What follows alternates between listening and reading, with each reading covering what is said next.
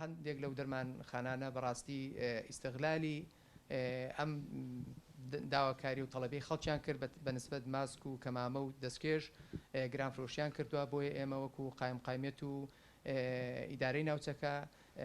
بە هاوکاری هۆبەی ئاسایشی ئابووری و لیژنە هاوبەشەکانی قایمقامێتی قەزای ڕانیە ئێمە 11 دەرمانخانە و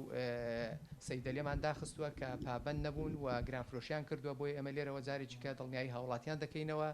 کە لیژنە هاوبەشەکانی قایمقامێت و هۆبەی ئابووری ئاسایش چاودێریی بەردەوامی دەرمانخانە و سەیدەلەکان دەبێ و هەتا بەنسبەت بازاڕیشەوە هەر کەسێک